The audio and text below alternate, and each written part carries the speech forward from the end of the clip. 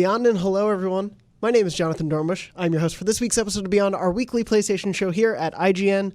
I am joined this week by Brian Altano. I'm starting on the other side of the table. Beyond. Max Scoville. Hey.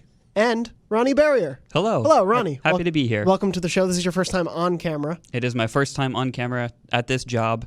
I think I threw something at Destin at one point during a live stream. I mean, I think we all have. Yeah, probably. He deserved it, for sure. This is your first time on Beyond, but this is not your first experience with Beyond. Why don't you tell the viewers and listeners at home what you've done with this show, and also what you do at IGN. You may have heard my name a few times. I produced the video show, and then we promptly moved it to audio, so I don't know if that's like any kind of it was all because of you. On my ability, but... I grew up listening to Beyond. I say grew up in like starting in college the last, 7 or 8 years, listening to Beyond almost weekly and Unlocked and all the shows here at IGN, and just to like be here and then work on it and then be on it is pretty insane. So I thank you so much for having me here. Of course, we're glad to have you. You, of course, have given us our wonderful jingles. Mm-hmm. Oh, yes. Where did you find that child who keeps making the sounds? It was it was just a royalty-free thing. I Googled like extra because that's just what was in my bed. He's probably gone now. How rich do you think that child is from all the jingle money he's made? His estate is probably worth quite a bit. He's probably gone. It was like the 1920s. Royalty-free child. Royalty-free child. That's it. That can't be legal. Yeah, I don't know. It was a different time back then. Huh. What time do you think it was? the early 1920s. Okay. All right. When were flappers around? They were the 20s, but so they recorded that crystal clear audio. There you go. In 1920. Okay, exactly. Well, what better way to segue then into Newscrunch for the week? Yeah, that was definitely recorded on wax cylinders in the time of cholera. It changes the jingle significantly, knowing that he did not receive a paycheck for saying that. I don't like that. That's cold hard business, I guess. If you know that kid, let's start a fund and get him some money. Later in the show, we have an interview with the kid from the Newscrunch video. He'll be talking to us about not receiving royalties for the show. His name is Young Andrew Goldfarb. Other than talking about our beloved Lord and Savior Andrew Goldfarb, we do have a lot to talk about this week for Newscrunch. A lot of miscellaneous news has happened, things, of course, we missed in the week between.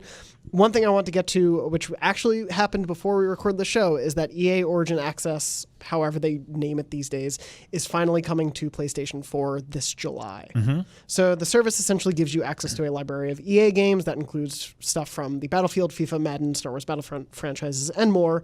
And in addition to that, you get essentially first trials where you get to play up to 10 hours of a game as it's releasing. Usually there is like a certain tier of it that lets you play games a week beforehand. Right. The premiere, I dug into this stuff for Anthem, which is outside of being sort of like a weird wobbly video game, has one of the most convoluted launches for any modern piece of entertainment, period.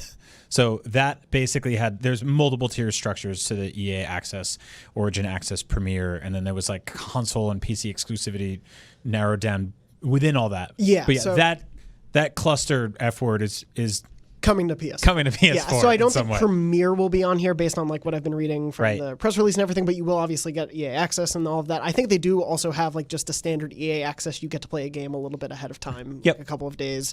So that will further confuse Dan Stapleton about when to assign reviews of EA games. So based on EA's kind of recent output, do you guys give a hoot about this? It's... I'll put it this way. I will say that this feels like one of those things, like many things that was designed and then launched with good intentions and then rapidly became something that's sort of nefarious, which ultimately became like pay money to play a thing early. And I don't exactly know how I feel about that, especially because sometimes content gets tied to that early access. Like if you're really into a game like Anthem or something and there's like an exclusive skin that you can only get through this thing, I feel like that gets a little prickly, and I could see why some people would be irked about that. Video game launches, as we kind of hinted at before, are already kind of convoluted enough. That said, if you're a big fan of EA games, like this is pretty cool to have that ability on PS4, which is the best-selling console right now. And so, like, if you do want to play a game that's coming out soon, like, this is the kind of thing where I could sit here and lambast this and be like, no, how dare you? And then if you tell me I can play Fallen Order 2 weeks early this fall on EA Early Access on PS4, I will quietly grumble and shut up and pay the money and do it. Yeah, there's not a whole lot of Fallen Orders in EA's catalog, though. That's true. That's true. I mean, and like what we see at every one of their press conferences is like it's weird to be a fan of just EA because that means you're a fan of like 70 different sports and then space and also like I'm a fan of shooting space. things realistically. Everyone should be a fan of space. It's Pretty great. cool. Yeah. It's like Earth but bigger. It is an interesting thing. So it will cost, as it does on other platforms, I believe, $4.99 per month or $30 annually. One thing I did want to bring up, which I think is very interesting, is so it's been available, I believe, on Xbox since 2014. A few years ago, a Sony representative, when asked about whether EA Access or anything like that would come to the PS4, this was actually 2014. A Sony representative said, quote, "We don't think asking our fans to pay an additional $5 a month for this EA-specific program represents good value to the PlayStation gamer."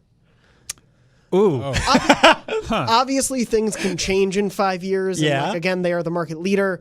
If it's doing well on other platforms, they probably have a sense of that. Like EA probably has told them how many subscribers there are on other systems. EA probably sees a benefit in being on the market leader console and all that. Like there are obviously reasons I could see. It is just a funny thing to have that such a prominent "this is not worth it" statement out there in the face of this. This is interesting. I feel like we've had a lot of talks lately about sort of the fatigue of different subscription services for streaming video. I worked on a piece about that hasn't gone up yet about sort of just how like kind of burnt out on Netflix I am, especially like in lieu of all the other stuff that's sort of quietly launching and sort of upping its own game. And I feel like we're rapidly approaching that with games too.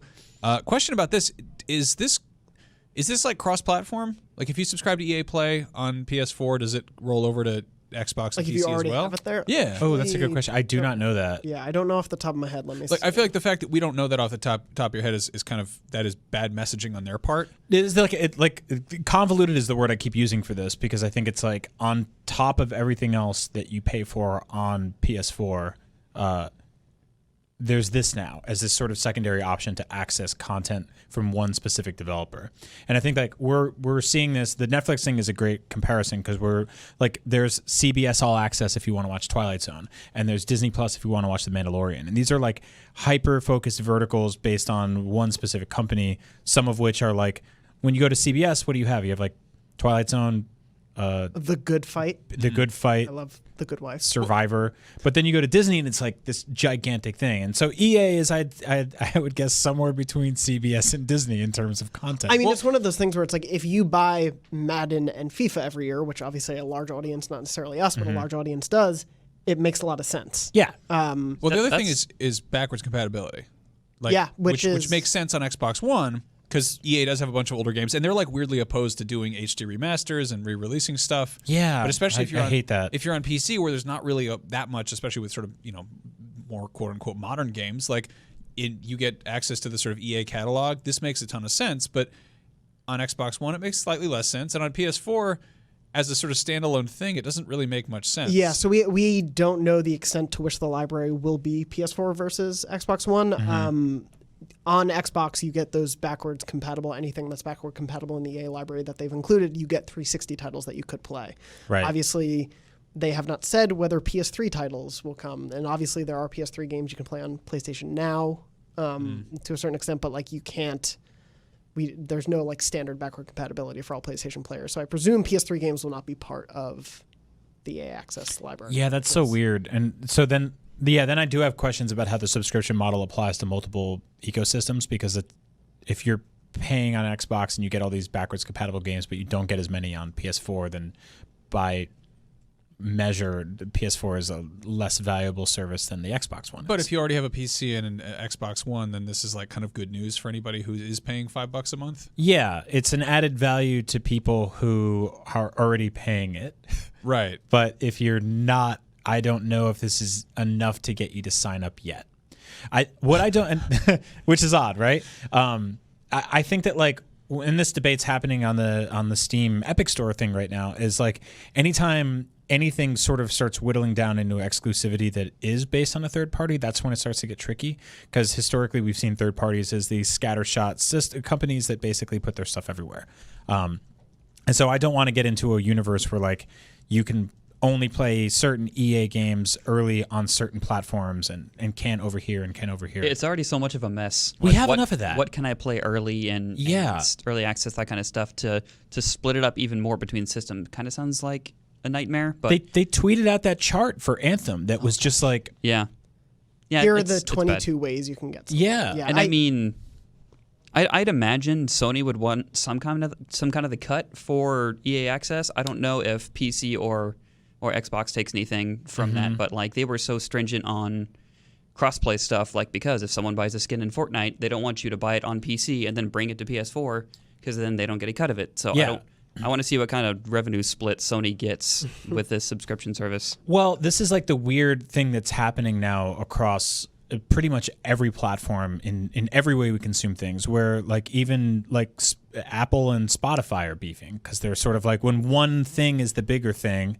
and the smaller thing is like, how do we put our thing on your thing? There becomes this little sort of argument that happens from it. And then so there's like title. And there's title, yeah. Exactly, right over there on the side. And so like this is EA basically saying to PlayStation, can we have a store on your store? Yeah. Like that's the best way I can possibly whittle it down. I think part of it also just comes from them future-proofing for PS5. Yeah. Like, just to make sure this is there on day one for PS5. that's I mean, true. like, to me, a lot of the moves PlayStation has made, whether internally or with third parties in the last 6 months to a year, has been the PS4 has already sold. It is the winner of this generation sales-wise. Like, everything is in their court right now. Make sure things are set up for next generation, especially when their competition is so loudly being like, we're setting ourselves up for next gen. I think something that they could do that would be really wonderful goodwill right now to sort of like kick off this weird new marriage is say, hey, if you're a PlayStation Plus subscriber, you get these 2 free games this month, and you also get a free month of EA Origin access. Yeah. Premiere. They just cut down Plus. PS Plus benefits as well, so that could be kind of a gesture of goodwill. But I mean, we were all kind of quiet about that one, by the way. Like that's the kind of thing. I mean, we weren't on the show, but like we went from like 5 games a month to 2, and everyone was like, "Arr."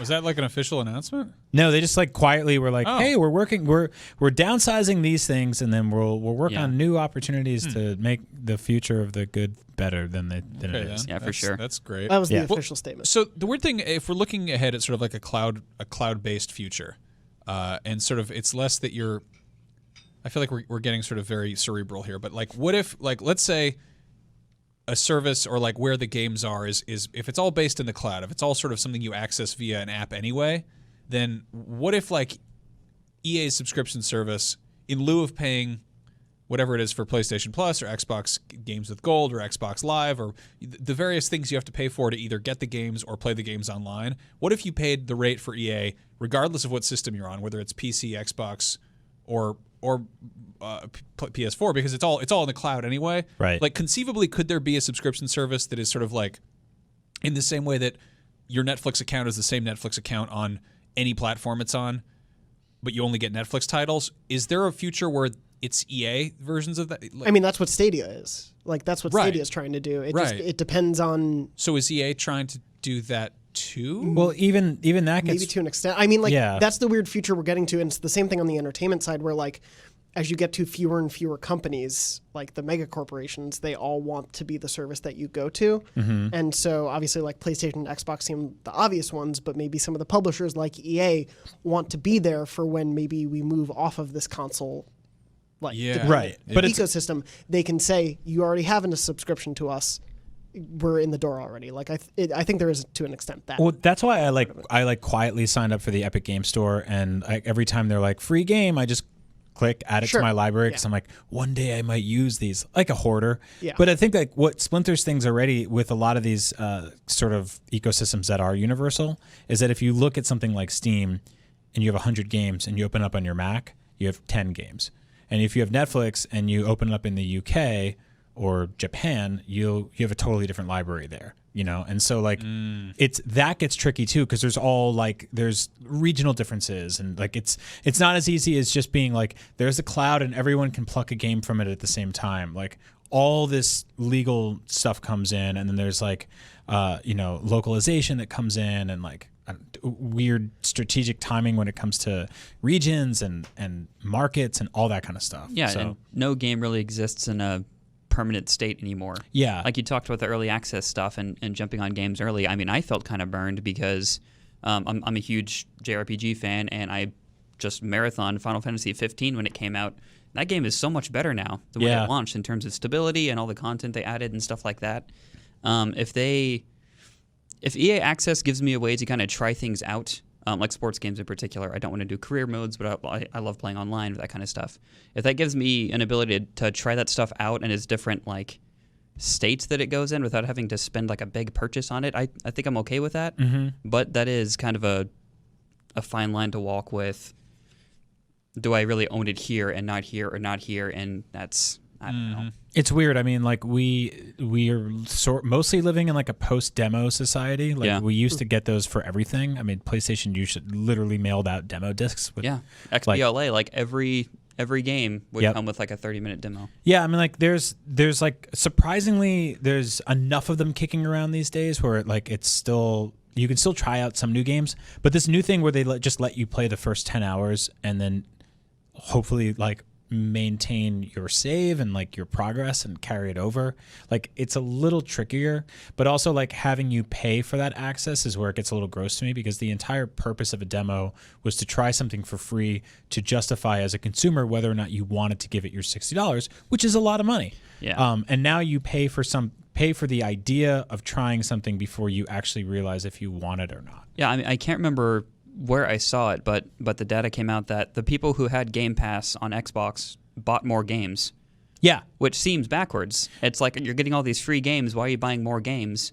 But I mean, that's bizarre to me, by the way, because like I love Game Pass. I use it all the time. I've said on the show 100 times, it's one of my favorite things to come out of this gen, and I hope Sony steals it.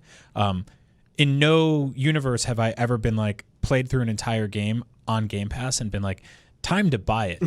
Because like I feel like I got everything I wanted from it, and it'll be there as long as I need it. Hopefully, fingers crossed. If they don't remove it. If they don't remove it arbitrarily with that time. I feel like we're really in a like crucial point at how these services are all figuring out the optimal way, one, to get your money to subscribe to them, but two, like the best way to make you feel like it is worth it. Yeah. Because like to me, obviously I understand why they wouldn't do this off the bat, but like they're introducing this so late into the PlayStation life cycle. Offer it for free to PlayStation Plus subscribers for 2 or 3 months. Yeah. Like there's no integration into the already existing service that you have. And I think the compounding services will only complicate things while we're still tied to specific boxes. Yeah, and all of this confusion about subscriptions and like launch dates and releases and like which version of a game you're actually playing, that has nothing to do with what happens when you actually start a video game in 2019. Like that's all completely removed from like the sort of the bad rep that EA has gotten over the last few years about like microtransactions and DLC and all this stuff of like multiple different economies in each game. Like once you got into like the nitty gritty on a couple of their recent games, you're like, wait, what? You have to buy like crystals to get orbs to get like lasers to trade it. Like this is all this confusion is before you even start a video game. And so like I feel like the monetization side of the back end of video games now is convoluted. And now even buying them and figuring out when an actual release date is convoluted. And these are supposed to be escapist power fantasies that we don't have to think too hard about. And that's all we're doing now. Hey, so you know what's kind of funny about the EA thing? Yeah. When you tell me that like, oh, you can have access to EA games for this one low price or whatever, I can barely feel anything. I feel dead inside. So many of the recent things have just been either colossal sort of public disasters that just you get tired thinking about, or they've just been sort of like, meh, it's all right, it's fine, move on to the next thing. But they also have a massive back catalog. Yeah.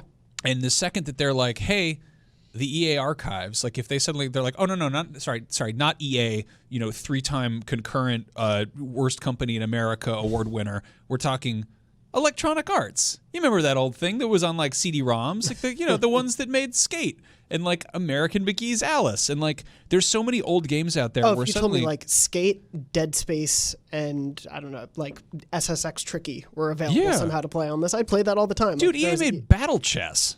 What if there was a way to put those games on PlayStation, like through some sort of store that we're already all using? It's a shame there's no way to do that. But what you can do on the PlayStation Store, our place, we mentioned a little bit PlayStation Plus of it all. Like there are new free games this month that I did want to discuss. Yep. Obviously, I think when we get a little bit more of a clearer picture on EA, I want to revisit it just because there are so many questions right now that we're still waiting to hear from. And that reminds me, I should probably send EA an email with those questions. And An see EA what we mail? get An EA mail. That's what they call them there. An EA mail. I did want to mention, since of course it happened in between shows, this month's free PlayStation Plus games are What Remains of Edith Finch and Overcooked 1, not Overcooked 2. Oh. Which is a little bit of a bummer in my mind. I know Overcooked 2 came out last year, but still, Overcooked 2 is the better version of Overcooked. Yeah. I mean, like those are both two good games to me. Again, it's still this. I still feel weird that there are only two games in this lineup still. Also, those. I mean, I feel like we've sort of been conditioned to be like, you get the. It's kind of like the Loot Crate approach where there's like, you get the big AAA game from 3 years ago, and then you get like a couple of indies, and then like a PS3 game, and then a Vita game that you already had or whatever. But in this case, it's like, these are two games that were $20 when they launched. Yeah. I mean, Yeah. Do you think sorry, Brian, do you think their infrastructure really costs this much, or are they planning to add more value back with the PS5? I don't know. I honestly thought that this late in the generation, we would be getting stuff like Metal Gear Solid 5 for free. Yeah. You know? And not Ground Zero. Didn't we already?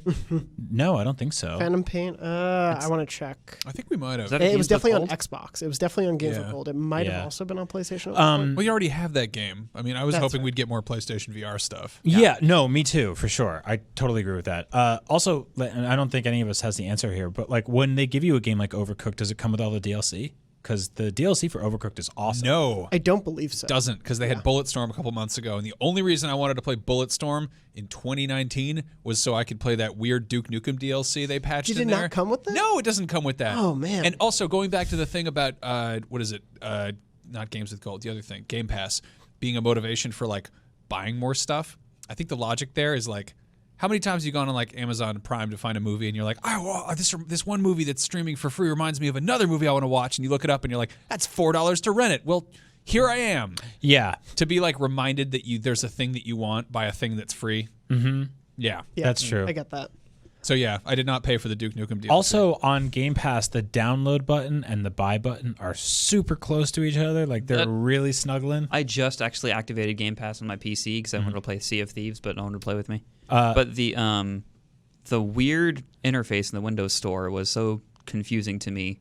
I'm like, I don't really know what I can download. Maybe I'm just an idiot, but just jumping on there for the first time, it's like, I don't know. they're just which going of to send these you a I bill own or- and be like, you owe us Probably. $275. No, What- yeah. this is like one of the things I want to see on PlayStation 5 and every next-gen console while we're taking a few months between these things is like overhaul the stores. Yeah. Make everything a little bit better. The fact that we just got searched the way we did on the PlayStation Store Yeah. within the last year. Instead of that weird narrow tube of single- letters. yeah. I will say that an What Remains of abacus. Edith Finch is an awesome video game. Yes. Yeah. You can finish it in a couple hours. It's like it's reductive to call it a walking simulator because it's so much more than that, but it's a really haunting, beautiful story. And Overcooked is one of my favorite multiplayer games ever It's made. so fun. Those are both, like, I don't mean to undersell these. These are both wonderful, wonderful games. Yeah, no, it's two great games. If you have not played them, I'd imagine like if you've played Overcooked, you've probably already also played like Overcooked 2. Yeah. Or if you decided to buy Overcooked 2 because you heard such great things about Overcooked, you're probably not going to go back to the first one really. But yeah, Edith Finch,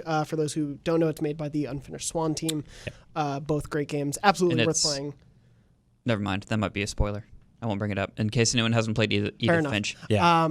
And yeah, Edith Finch is definitely worth playing. And Overcooked, like you said, I've had so much fun with that game. It is absolutely like I will one say of the that best Overcooked, like Edith Finch is one of the best single player games of this generation. And Overcooked is one of the worst single player games of Yes. this It's generation. like a Oh, weird man. RTS mode. Yeah. You switch between people. Yeah, when you're playing bad. solo, it's really hard. Yeah.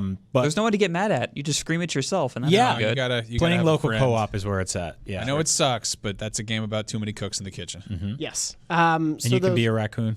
You can. be a raccoon in a Is he in wheelchair. a wheelchair? Yeah. Yeah, he's in a raccoon, wheelchair. Yeah. Overcooked 2 has a lot more animal playable characters. So That's if, true. If that's what you love about Overcooked, I'm not the kind of person to really want a lot of like prequels to explain things, but I really want to know why that raccoon is in a wheelchair. He got his Yeah. leg stuck in the garbage dumpster. I want a game about that. There it I'd is. play that. Yeah. What food was he making in the dumpster? We'll What? find out. Yes, it was probably like one of those skeleton fish. In Undercooked. Moving on, I did want to mention in terms of things you can play on your PS4 right What now. remains of eaten fish? Sorry. It's fine. My transition was whatever. You can play Days Gone with quite a few patches. They've been steadily releasing patches since the release of that game. First You mean of all, like sick biker patches that say FTW or like Hog Man? It's worse when you're I don't know sitting what next to him. yeah, Usually I just hear this like over my headphones, but he's actually here right now. Yeah. Yeah. It's Sorry. rough. it's the real life experience.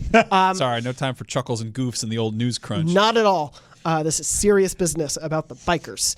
I did want to ask, have you guys played Days Gone at all? Do you have any impressions? If not, it's okay. I have some impressions from the Beyond Facebook group. But I played a couple hours, and Yeah. then I specifically because of the story you're reading right now, or in anticipation of stories like this, I waited. I'm actually really excited to get to like seriously dig into that game and this is like cheap, but I keep hearing from like multiple people that like it really starts to get good after like 20 something hours. Like you get all these things, the world really opens up. You get all these new skills and stuff like that. But it was kind of disappointing to see a lot of like the sort of like the technical stuff going on. Hordes popping up out of nowhere. There's like glitch videos going around all over the place, which happens. It's video games. There's a billion moving parts. there's that great video, like, and I mean, it's a funny goof. Obviously, it's terrible if you encounter it, but like someone's just walking around, and then just all the freakers appear around them. Yeah, Like, I actually want that. I want like a new game of just that. Invisible freakers. Yeah, just because pop that's up. super freaky. Yeah. But no pun intended. But I know I was actually waiting a little bit for just this to be a slightly more technically sound experience before I can really dig in. I've been saying this since before this game came out, and even when the reviews hit and everything, I'm like, I'm a big fan of like just kind of just open world games like this where you can kind of just mess around and have fun and like slowly level up like a lot of the things that people were like very vocally complaining about was just like, oh, there's all these meters to fill and like you kill things and then meters fill up, and I was like, I kind of like that stuff. Yeah, I'm going back through Odyssey right now, and that's I've been playing Odyssey a lot. Too. Yeah, that's what you do. I put on a podcast and I just sit there and I play Odyssey and just clear one camp out. Yep. Odyssey is one of those things too, where like I've put in about 20 hours into Days Gone, and I'm pretty much taking a break for now. Like I've gotten my fill of it. Obviously, we talked about impressions a bit last week with Lucy. I'm fine with it. Like I don't hate it. I don't think it's amazing, but like I'm fine with it for now. Mm-hmm. But it just kind of, I got a little burnt out on it because I wasn't really attached to the story in any way, and so I kind of put it down. But it is one of those things where like I'm playing Odyssey 4 or 5 months after its release, maybe even a little later, and they did a bunch of quality of life stuff in that game where like it was hard to fast travel around the map because there were so few viewpoints. So they added like 20 more in one of the updates, and they did all these little things, and I'm glad I'm playing Odyssey now. Yeah. And I think I'm going to do the same thing with Days Gone, where I'm going to play it later on. What a bizarre medium, right? Where you have to rush to be there on day one, to be part of the conversation, to be part of the zeitgeist, to experience this thing before you get spoiled and all this other stuff. But if you wait, you are rewarded with a better video game most of the time, unless it's an online video game that loses popularity and everyone leaves. Yeah. So there's like a sweet spot there. No, that's I'm kind of the same thing. Brian, I think you're honestly probably going to really enjoy Days Gone once the sort of discourse dies down. That's the other thing. I played a bit of this game. I think it's technically totally fine. I realize that I just don't care about biker stuff. It just doesn't grab me, and I'm kind of burnt out on zombie things. Not enough patches. Exactly. I need more patches. I want to for the win patches. Exactly. I don't like that man wore a backwards hat to his wedding.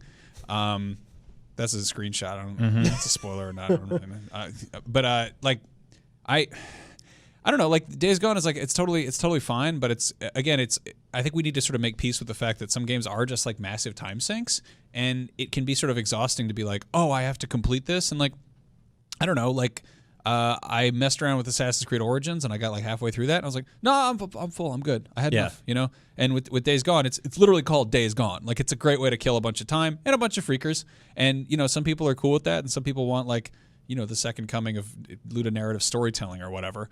But I'm like, I could totally see myself dipping into this later when it's like, you know, on sale. I wound up not even I think I borrowed somebody's copy or played on someone else's account or something. So I don't even have like a, you know, copy to play. But sure. The thing that really sucked about that game was just the amount of sort of back and forth about whether or not it was a good game. And like, so many people like we got emails, people mad at Lucy for not being enough of a fanboy for it or something, and I'm just somebody literally emailed us saying that opinions don't factor into reviews. And that your job as a reviewer is to be a fanboy. And like you can agree with with a number we put on a score, that's ultimately like the decision of one employee at a massive company. And like I can tell you straight up that we have had debates in the office about scores for games before they even go live. It's not like one person goes 6.5 and the entire company bows down and goes 6.5. Like there are many times where I'm like, there's things that we almost gave Game of the Year where I'm like, that's like a 7 to me. And like Dan Stapleton's like, oh no, this is the best video game ever made. Like you get in this spot on Dan Stapleton. Max has a much better one. Well, the day's gone. You're gonna have to. There's a lot of freakers in the Pacific Northwest.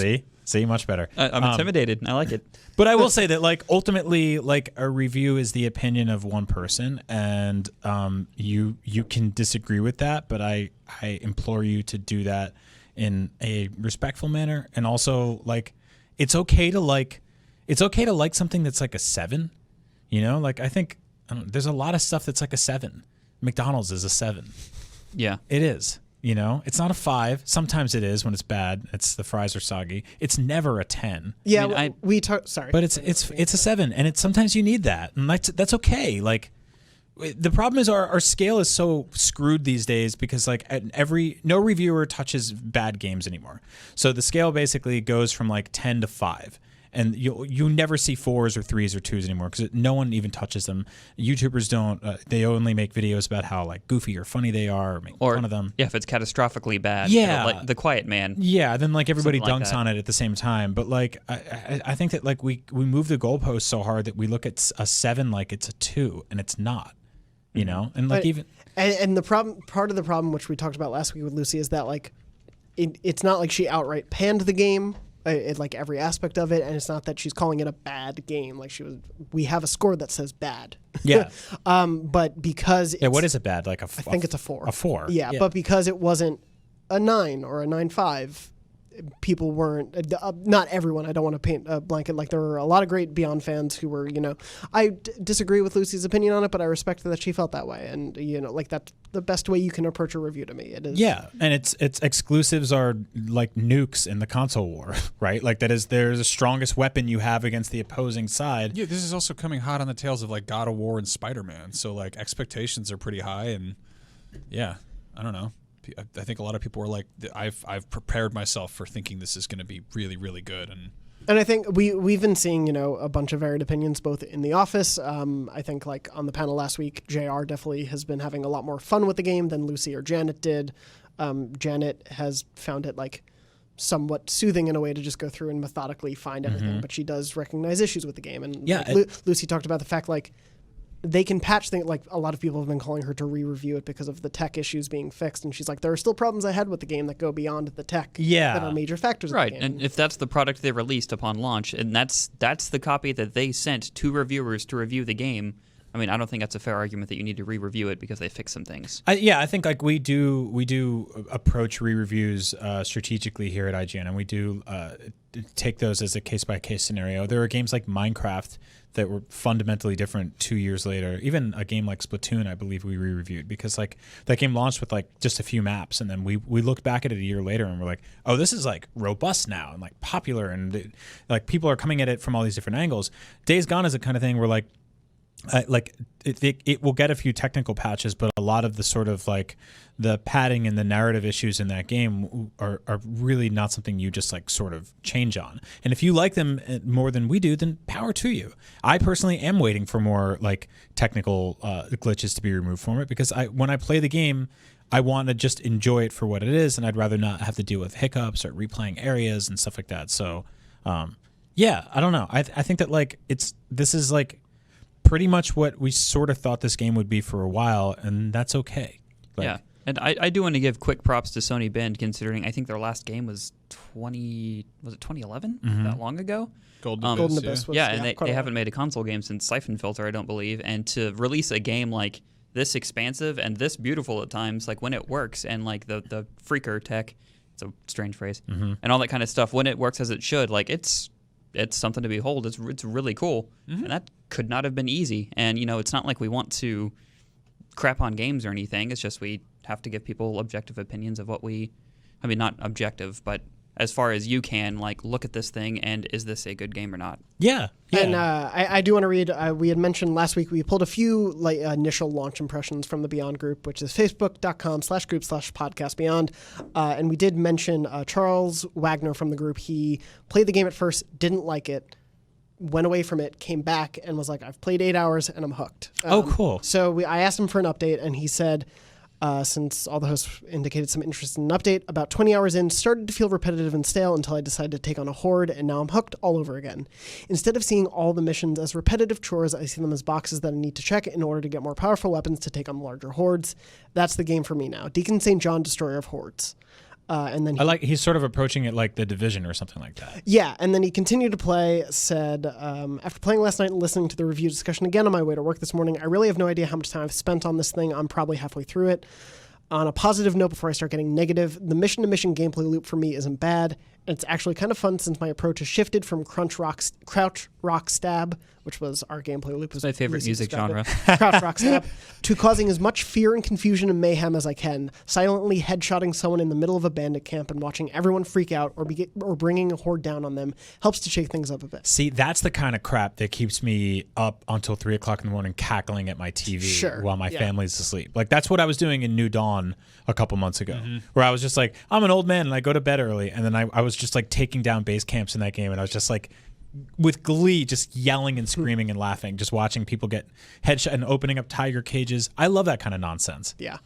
He did say what started to stick in his craw are all the quality of life issues, the mission structure, specifically how quests are doled out, and weird formalities you have to go through to complete them, the cutscene, the frustrating limitation on inventory, looting every dead body only to be told each time that my rag inventory is full, etc. All those little things are starting to add up. There's a lot for me to love about this game, but it's like the game gets in the way of itself at so many turns. Let me ask you guys something before, and it's kind of too early to say because the dust hasn't settled on this thing yet, but a couple months ago we did get word that they were planning on franchising this game. This is the kind of game that we would see multiple sequels. This was like effectively a new IP for Sony that they were going to be working on for a long time now. I see that happening with Horizon. I see that happening with God of War. Do you guys see that happening here? It's definitely going to happen with Spider-Man. There's been such a big marketing push behind the game. I don't think so. I think... Really? Spider-Man, no. You don't think we're going to get another Spider-Man? No, probably not. I think they told all the stories they could possibly tell with that character. He's over. They're going to finish the movies, too. There's no more. Yeah. Nothing else to say. Anyway, sorry, Ronny, go ahead. I totally lost my train of thought. I got really sad at the thought of no more Spider-Man. I think if you were talking about the marketing. There you go. Yeah, there was such a big marketing push behind Days Gone. I think it's going to be successful enough.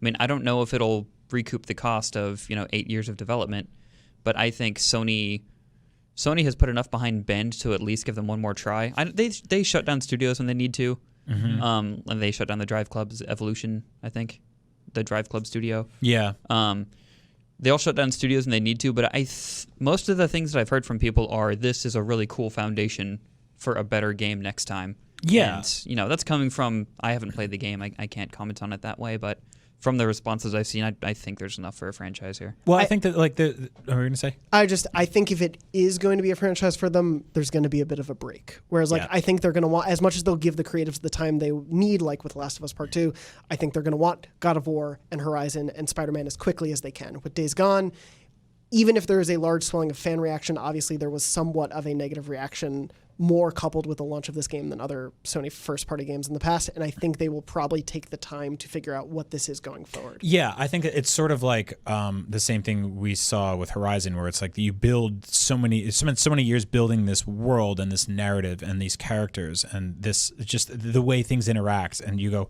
here's the setting, here's the story, here's everything, and then from there you can sort of move the needle around and try something else. I believe that a lot of the development leans into that and making a sequel is a little easier because you have a foundation to go from. But I keep thinking about games like Assassin's Creed and Watch Dogs, which hopefully we get an announcement for a third one pretty soon, where you play the first games in the franchise and you're like, all right, yeah, I see where this is going. And then they just keep going and you're like, oh, wow. Like Assassin's Creed especially. If you look at the first game of that series versus where they are now, it's a totally different game. It's a totally different game. Yeah. And, that franchise has evolved in so many different directions. It's become side-scrollers, and there's books. There was a bad movie. Beloved movie. A beloved film. I don't see the Days Gone brand as having, or IP having, as much mileage as if they'd launched it, don't know, 7 years ago, you know, like closer to sort of when sort of the, you know, zombie stuff was at sort of at its peak. It just seems weird to have that in Sony's library kind of alongside The Last of Us, which of course goes around winning like BAFTAs and Game of the Year awards left and right, and like is a similar, you know, tonally similar, you know, setting. However, you know, you look at something like a lot of work goes into the sort of the trademarking and the establishing an IP in people's brains, and Days Gone, there's nothing that says, you know, you could do like a spiritual successor, you could do a similar game set somewhere else. I mean, look at Rage. Rage came out. It was sort of critically mixed reception. People, you know, faulted its technical issues. The community loved it. People latched onto it. People got into it. I don't know if it sold as well as it was expected to. And then fast forward like 7 or 8 years, and we're getting a sequel that basically has not a ton to do with the first one, but has some of the same sort of bits and pieces. I mean, I think that you could take the sort of freaker technology and apply that to something else, or, you know, basically kind of allow the sort of game to breathe and figure out what is it that makes Days Gone like worthwhile? Like what is the lasting effect of that? Yeah, and it seems like, at least from the discussion last week for those on the panel who had played 40 hours of the game, for them it was getting to the hordes and getting past the first 20 hours where you're slowly building up to that, and if they can figure out, okay, that's the sweet spot, let's lop that first half off and figure out how to capitalize on that. I think there's definitely a future there for the days are not gone for Days Gone, I would say. It's also like a Fear the Walking Dead GTA type thing where you pick up the needle, you drop it somewhere else on the map, and you see how that environment works there. Yeah. So, yeah. And hope to see more. Yeah. We'll see how, obviously, there's going to be DLC and everything for it, and we'll continue to report on Days Gone as it happens. Going to take a quick break and throw to an interview Lucy and I did with the developers of Dreams and how it's going for the first few weeks in early access. Let's go to that. I'm joined this week with Lucy O'Brien, returning as always when she's not super busy. Hello. Thank you. And from the team from Media Molecule behind Dreams, we have Abby Happy. Hi. And John Beach. Hello. Again, I said this before the show, but I grew up at a beach, so that's very helpful to remember, but you said it's 2 E's. 2 E's. So Beach like the tree, not the sea. Okay. That is much more helpful to remember. Yes, we're going to be talking a lot about trees, I assume, during the show. But of course, we're here to talk about the fact that Dreams is finally out in early access. It's been out for a few weeks now. Yeah. People have gotten their hands on it. I was luckily in the bid as well, so I saw some creations back then and have been playing stuff in early access as well. And I was playing a bit last night to refresh my memory of some of my favorite things, and it's so, I have this moment every time I jump into a new game where I go, holy crap, this is astounding. That, like, knowing that there's some fan out there of this game who made everything in here or who collaborated with other fans to make these things, it is incredible sometimes what people are putting together. And I wanted to get a general sense of how you and the rest of the team are feeling from what you've seen from early access so far. Just like a general, how does it feel now to have this game out there in the wild like that? Oh, it's so exciting. I mean, we have a TV set up in the middle of the office, so we're just always like showing and sharing and playing what people are publishing. And like when John and I travel, there's the Made in Dreams hashtag on Twitter, and we're just constantly scanning it and looking what people are publishing. It's just, some of it's just so like beautiful or cool or interesting. Like it's amazing. People are so creative. It's been, you know, in development a while, because I remember chatting to Siobhan Reddy back in Sydney, and she was explaining Dreams from a conceptual level. And like, you know, and at the time there was, you know, all the media surrounding Dreams was like, but what is it? And I remember her being, you know, sort of standing there in front of this audience and just saying, look, it can be so many things. It's not necessarily just a game creation tool. It can be, you know, musicians will love this. Like artists will love this. Like, have you seen it being used in these unusual ways outside of just games creation? Oh yeah. Yeah, like so many things. Someone just recently used it to do their last submission for their coursework for university, and I was just like, oh, that's so good, you know. Wow. And I used it to make my wedding venue before I got married, so like my now wife could see, you know, what were the decorations. So like applications outside of Dreams for me is actually where I'm most excited. Outside of games, where I'm most excited about. Yeah, John and I have done well. So our audio team and with John's help have done some like live performances. There was a larger team from MM that worked on one for E3 last year, and then there was a different one that we did for GDC this year, which is like actual live, you know, playing music and animation, like VJ set alongside it. And John and I have been doing a whole bunch of demos that are basically like games as performance, like doing live creation with an audience, taking audience input and creating alongside the community. And like that stuff is just so fun. Like I'd love to see more people doing those kinds of things. I think it will come come too. Like it's, obviously like people start in games because that's what they know, and Dreams is a game. But we're already starting to see people do really interesting stuff, make their own museums, it's so cool. Yeah, I've come across a couple that are just, sort of, here's a cinematic exploration of how I can make a world. And it varies from, these beautiful dreamscapes, these things that are very colorful and bright and whimsical. But then there was a particular design that was so realistic. It was, I think, called Metro. And it was essentially Disarmed. Yes. Yep. And it was just, here is how incredibly accurate you can make something within Dreams. And I think just seeing that scope, I presume, is going to ignite the imaginations of some of the creators. You have people who are going to push the sort of visual fidelity of it. You have people that are going to like push on all the different areas to see what's possible and see what you can do. Like there was a user during the beta that made an entire level with just the text gadget. So impressive. I love that. Like I love that it inspires like sort of different areas. I mean, we do that in games too, right? There's games that push visual fidelity. There's games that try out interesting new mechanics and stuff like that. Like it's cool to see that reflected in a games community.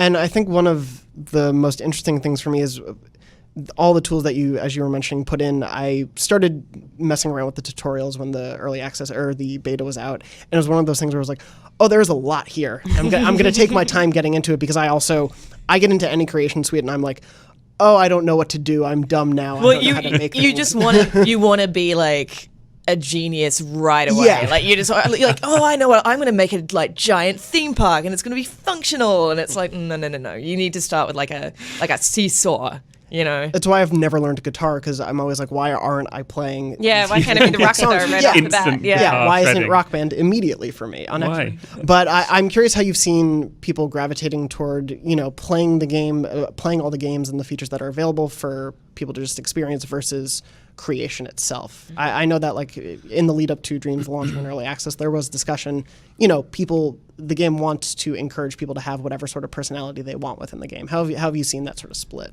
So loads and loads of people play stuff, like the creators play stuff to get inspired and learn from each other. So even if you're just create heavy, you still play a large amount. It's really exciting the way the community are learning from each other, and people are actually becoming teachers now, making whole tutorials inside of Dreams. You go in to play it and it teaches you how to do this certain aspect that they've made. It's amazing. Oh my god, that's crazy. Yeah, and I mean, John and I have really different pathways into Dreams because like John comes from a creation background. Like John came from the Little Big Planet community to Media Molecule, and like he's total like create genius.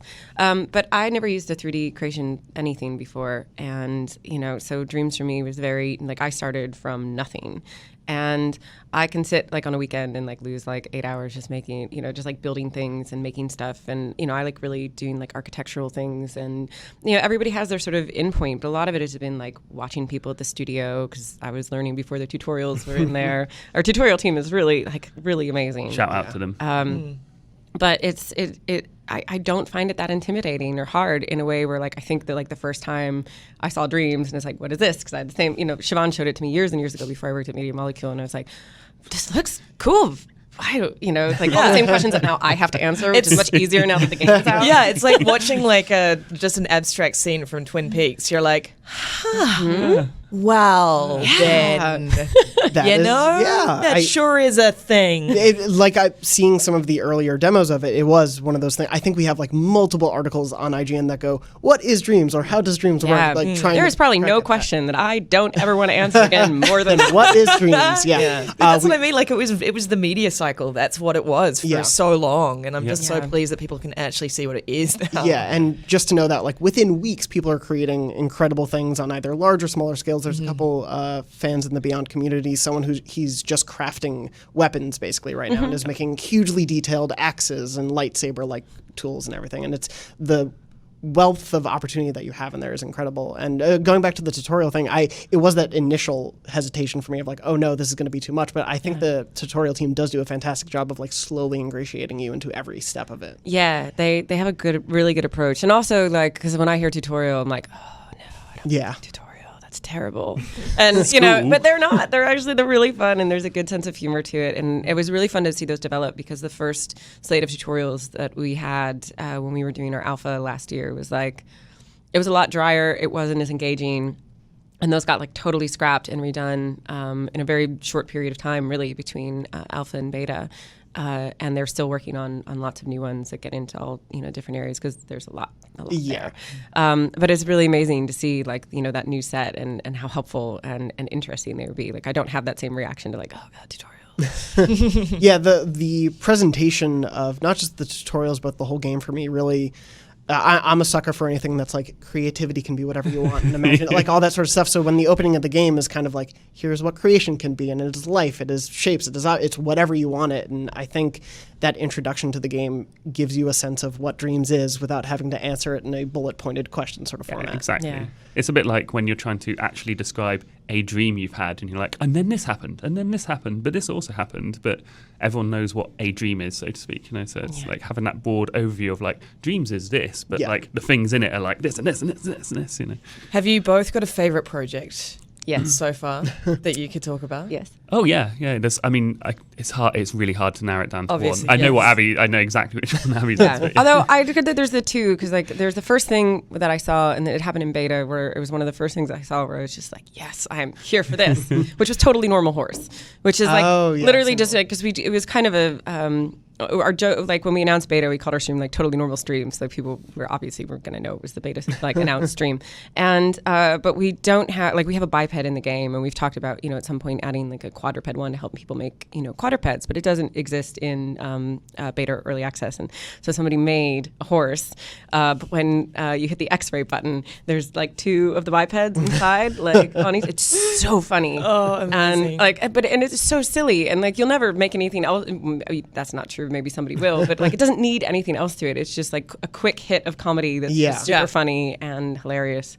And then my favorite, and I follow it and I like check for updates on it, is this one called House of Beavis, and it's a really amazing creator who does these incredible sculptures and just has such a vision that is like uniquely his. And he's made a whole museum, but there's this whole narrative thread that runs through it, and it's so bizarre and it's so cool, and it just like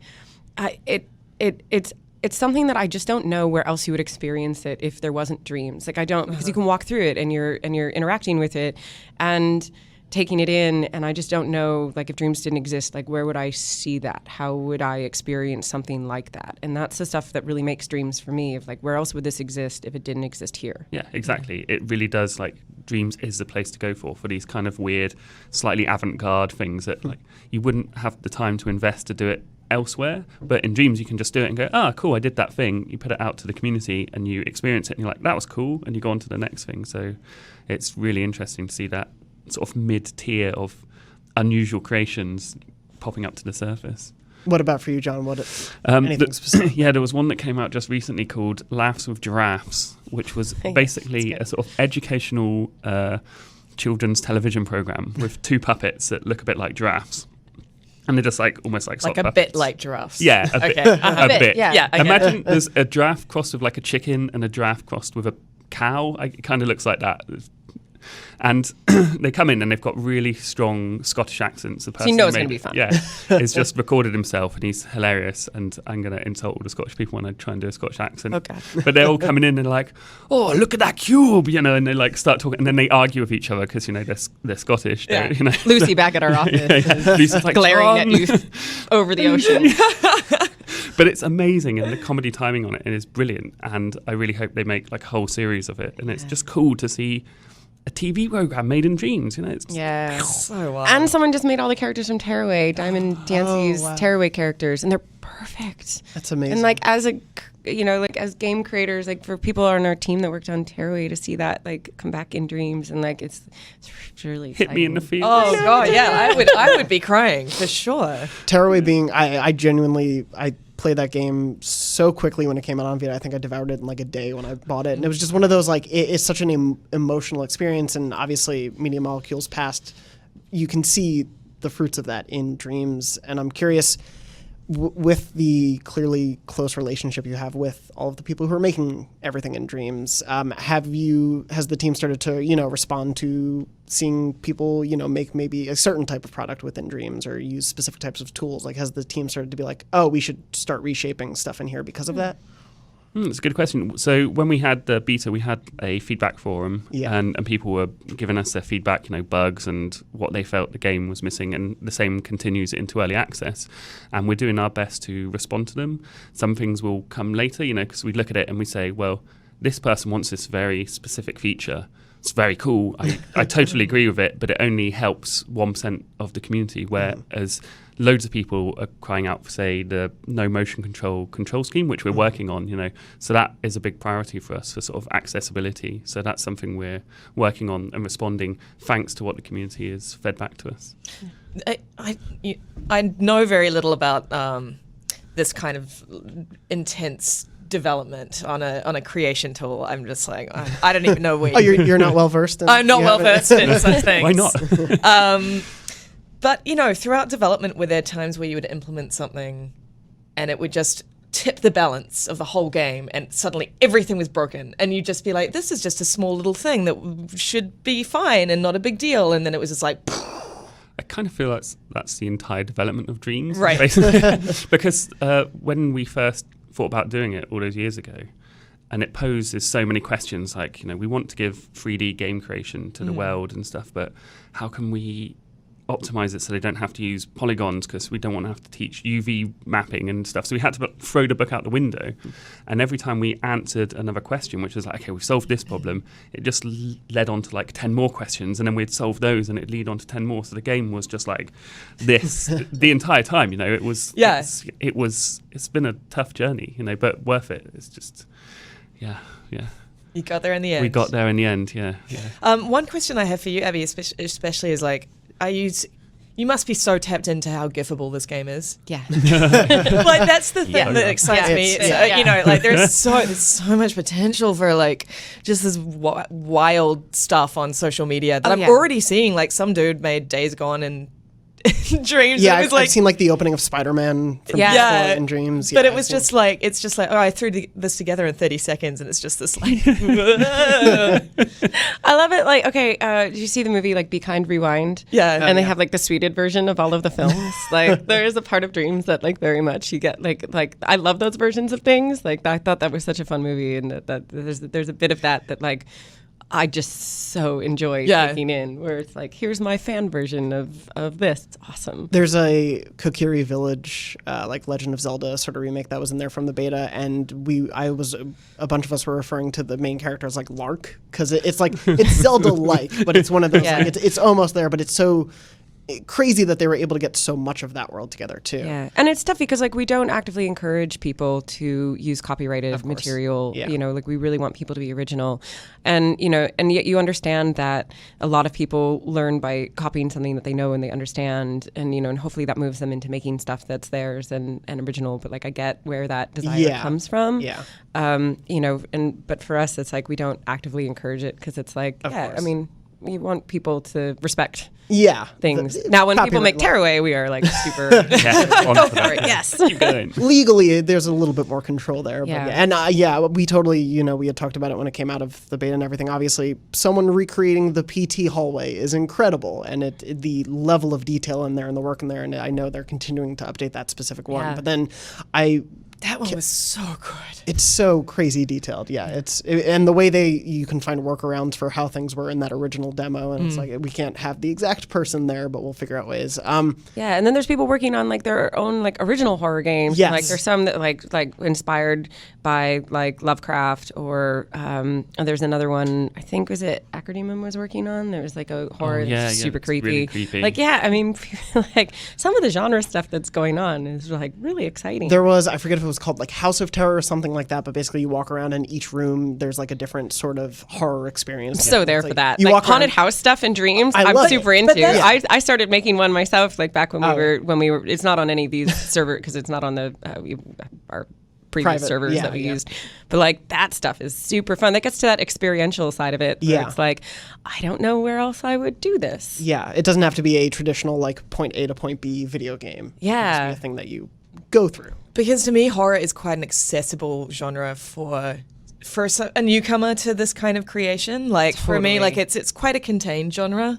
Like you can just have it in one small. I think that again, that's why PT was a great proof of concept, because it's just a looping area. Yeah. And I feel like that would have inspired a lot of people to, fool around with their own ideas in those contained spaces. Are you finding that people are leaning towards certain genres when it comes to their games? Not at all, actually. I mean, what's amazing is when you hit the Dream Surf button, the auto surf, which is where it will just play you lots and lots in a row, and you have no idea what you're going to get from. Like we did it the other day, and it said, "I like trains," and you click on it. And there's this puppet there that just goes, "I like trains," and the train runs them over, and that's it, and it ends after like 2 seconds, and you're like, yeah. Oh, And wow. then you go on next, and it's like a space fighter, and then you're a football game, and you're just like, so no one seems to have gravitated towards a specific genre at all. In fact, like the scattershot of genres is amazing, and I'm sure there's some genres out there already that people have started inventing that we don't know exist yet. Yeah, I which think is just so. like- Yeah, and like every genre, it's crazy. I mean, but when you think about it, it's like cool. We're all games fans. There's how many different kinds of games. I have friends that play games I've never touched. So of course, like it makes sense. Like they're all they're copying like the same behaviors in many ways that like not just like as gamers that we do, but also as developers. And we started seeing people make like teaser trailers for things and put disclaimers on this, like this is unfinished and like here's the Their version Twitter notes and like handles it's just been like that stuff's really cool too. Like seeing people sort of do what we do. Yeah. It's really cool. On that sort of from jumping around different genres and everything, I went to going back to like there's no quadruped in the game, but I saw someone made, they're like, this is about my dog Binky. Yeah. Oh, that one's really cute. And it's just like an adorable platformer, and Very sweet. I like looked out at a vista, and just this like soothing soundtrack is playing, and you could just make the dog bark whenever you want, and it's just one of those things where it's like there's no challenge to it really. It's just simple and light and fun. It's like, I can just go through this and It's just have fun. soothing, and the opposite of the horror room that someone's made. That's the next one that you'll hop into. Oh yeah, Yeah, of course. The terror one will come after. Yeah. But I did want to go back a little bit to just the idea of people making animations and music videos or sound in that. Have you seen a lot of those start yet, or do you feel like that's starting to slowly bubble out? Because that feels like to me there's probably a lot more that can go into that. They're to make it really, feel like that's really perfect. going for it. Actually, the people have been taking the puppet that we have and really going to town on the keyframe animations and making like someone made this whole like Tai Chi Kung Fu kind of animation fight sequence, and it was absolutely incredible. I just can't believe people, from our point of view, we're like, they get there, but like week one, full on animations, and you're like, Oh, Yep. yeah. cool, and it's just going to get better. And it's interesting because you see people start to specialize, and to begin with they think, they do the tutorials and they're like, I've got to learn everything. I've got to learn a bit of sculpting and music. And some people do that. Some people are generalists. And then other people, they have this sort of epiphany where they realize they can work with everyone else on the Dreamiverse, and they realize it's the world's biggest digital content team, and they can all get together and start sharing stuff. And like that Spider-Man opening one you mentioned, he did the animation. That's like the bit that person focused on, but then he got the community to help him, pull lots of other stuff in. So like the collaboration is one of the things that I'm really excited about to see how they all work together. Yeah. Is that something in terms of, are you obviously looking ahead to, as early access continues on, are you looking to integrating more tools to allow that community to work together? Because obviously it seems like there's a very solid base, I think, and you can see it in examples like that, but are you looking into, more ways to allow that collaboration to continue and grow? Yeah, I mean, I think, we still have some additions and stuff to the Dreamiverse that we'd like to, and to systems and stuff that we'd like to improve. And part of that is growing stuff along, the community and what they need and what they ask for. So, yeah, we're really open to lots of that stuff because it's kind of amazing to go from, like, working alone in Dreams to like all of a sudden, like community uses it in a different way than we use it when we create content and we do kind of thing. Like we're so used to collaborating with each other, and having now that we're like live and there's like tons of people doing it. Obviously, their needs are a bit different than ours, and what they do. So yeah, of course. What's your grand vision? Because obviously we've seen what the community could do in Little Big Planet and Little Big Planet 2. What are you sort of changing up? What would you ideally love to see Dreams look like in like a couple of years? It's Tuesday morning, just go. Oh, goodness. No pressure. I mean, the thing is, Dreams is a bit like when Sean was trying to explain it to you, right? And she was saying how Dreams can be anything. Mm-hmm. It's so hard for me to predict what Dreams could be in 2 years, because I think the possibilities for it are completely unlimited. Right. It's unbelievable. I mean, I have a lot of things that I would love to see. I'd love to see a team get together and work on a thing and make a piece of content that they spent 6 months on, and it's like up there in terms of quality. Things like that get me really excited. People using it for, like I mentioned before, outside of Dreams. An architect designing a building in it, a musician making a whole set based on it. Stuff like that. So in terms of like the overarching view of Dreams, it's too big for me to picture or try and explain. It's all encompassing, and I can pick out things that I would love to see in like a year's time. But as for the whole thing, I mean, like John said, it's tough because you think we see a lot of applications in education, in theater, in prototyping. There's a ton of different ways that it can go. Architecture, fashion, I don't know. But I think also I'd love to see like a new generation of creators who are going to get into into the game space, into the industry, who will be able to use it as a portfolio and sort of make if that's what they're interested in. Because I don't downplay the idea of games as a hobby as well, and game creation as a hobby. Not everybody wants to do their hobby as a career, That's sometimes why we keep them hobbies. Mm-hmm. But I'd love for some people to, just like a Little Big Planet did that for a lot of people, and it would be great to see Dreams do that as well, because it's like a real way of actually making someone's dreams come true. And I think what John's talking about with like performance and things that maybe we haven't even really considered yet as options, like that would all be amazing. I mean, just off the top of my head, like you mentioned prototyping, like that blows my mind. I'm like dating someone in advertising, and I'm just like, what you could do to present a proof of concept through Dreams is incredible. Yeah. I never sort of thought of how you could apply it simply in separate professions. Yeah, immediately like my mind goes to like, I can't wait till someone makes a 13-episode animated series and like tries to submit it to the Emmys via like Dreams. And right. There's my portfolio of that. But yeah, that outside of it reminds me a little bit, I think, of like when we first were all getting a look at what VR could do, in that sense of, there are so many applications beyond games, as exciting as the game opportunities are. And I think we're starting to see like the small seeds of those be planted by a lot of people in the community. Yeah, definitely. I mean, like it's like the idea of like games versus interactive entertainment, and and I think Dreams does a really good job of reminding us why we use that phrase sometimes. Because there are people that are making visual novels and narratives and stuff that like we were talking about earlier, that has not, that I guess is game. I mean, like it's a kind of, but not really.